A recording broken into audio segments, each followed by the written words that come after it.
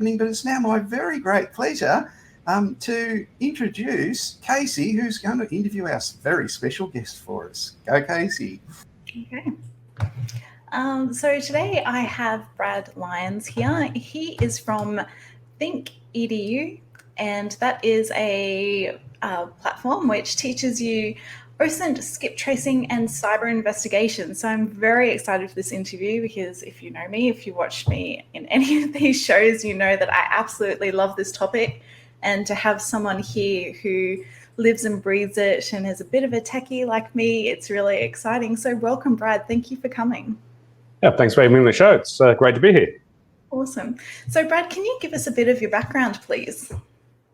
Yeah, sure. So data nerd is probably the main thing that got me into in this side of the work. So started off playing with a little bit of data in debt collection, and then progressed a little bit more into data science, building predictive crime models and citizen scoring and things like that, and predictive skip tracing. And that led me more into investigations and developing open source intelligence tools and applications. And it's just snowball effect from there, basically. Yeah. And how long have you been doing this for? Good question. 14 years. Yeah, wow, that's awesome. Maybe more now, actually, yeah.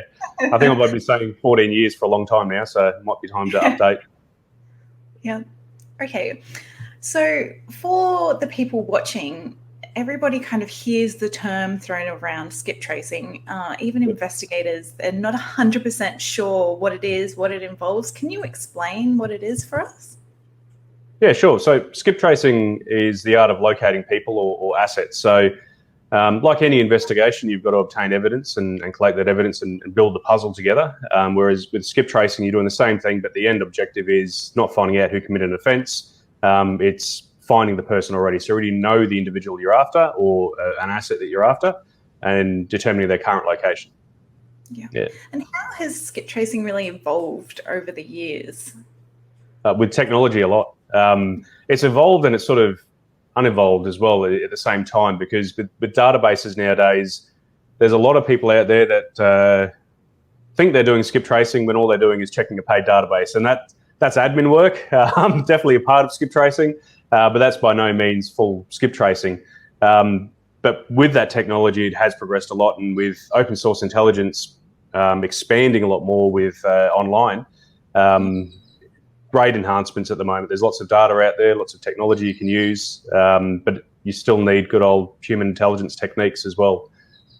It's definitely an area that searching online, it's like OSINT or OSINT. A lot of people think of OSINT or OSINT and they'll think of searching Google and social media.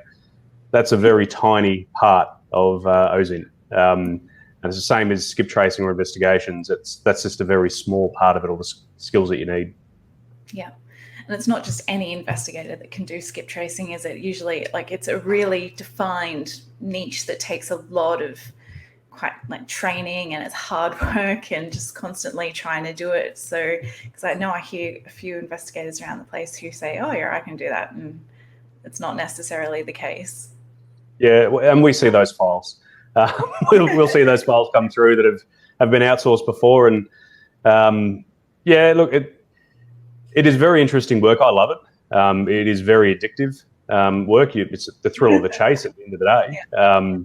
And look, some cases you could close in 2 minutes, 3 minutes, 5 minutes. Some cases might take you half an hour, and some may take a little bit longer, but that's relative to the payment that you're receiving for the case. But it's definitely not for everyone. But if you're interested in intelligence work, basically, and hunting people, it's fun. Yeah. And how do you become a skip tracer? By not being arrested for stalking.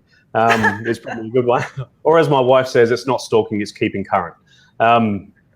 So skip tracing, I teach skip tracing. I was in skip tracing and cyber investigations. Having a passion is really the best entry into anything.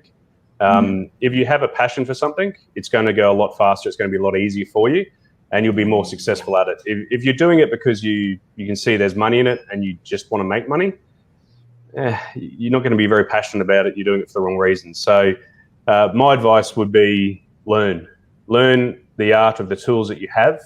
And there's lots of other areas to learn. So it's not just using a paid database or using Google or anything like that. It's social engineering so human intelligence, social engineering is extremely important. And social engineering it's not about lying. It's not about pretexting someone. That's a small part of social engineering. Image analysis, so imint, geoint, humint, finint, all the ints basically you need to learn, because if you know them all, it's a faster job. Yeah. We locate people sometimes because there's no information out there, but we find a photo and it could be them taking a selfie in a bathroom. Most investigators will look at it and say, you haven't got a hope in locating him. It takes less than a minute. Sometimes we use it by profiling people. So again, there's not much information on paid databases out there or on social media. So we profile them. We build a profile on the person, and that's how we find their new location. Yeah, that's fantastic. And do you have any interesting skip tracing jobs or things that you've been through that you can talk about? Yeah, we get the weird one. There's one that I like telling people about. I explain it in the course as well because it's very cliche. But it explains the power of Google if you're using it properly. I had a guy in Vegas reach out to me, and he said he met a girl in Vegas and he did get her phone number, but he lost it and he wanted to get back in contact with her. So I'll make up fake names, but all he knew was her name, her best friend's name, that she had a 21st birthday party in Vegas, and she lived in New South Wales. While I had that person on the phone explaining these things, I did a Google search, and 30 seconds, I found her location. Wasn't very difficult at all because he gave me all the information I need to hear to make that query. I didn't give him the information. I contacted her on Facebook and explained the situation, and it wasn't a happy ending. She wanted nothing to do with him. But that's the power of social media and doing the right queries in Google. Sorry, my phones and all my devices are going off because I've said the magical word of Google. But it also explains privacy as well. You do get requests from the general public. You can't always comply with those. It would be a massive breach of privacy if I was to pass that lady's information over to him. This is not something that you do in every case. No. Yeah, that's something that you definitely come across as people looking for other people for the wrong reasons, and you really have to sort through that, I find. So, and make sure that they have the right intentions, because you want to use your powers for good, so to speak. So yeah, that's amazing, Brad. Thank you so much. I think we might be out of time now. Mike, how are we going? Oh, we'll have to jump in. Sorry. Brad, I'll bring you back in a second, okay? Yep, sure. Okay, people, just got to show an interview we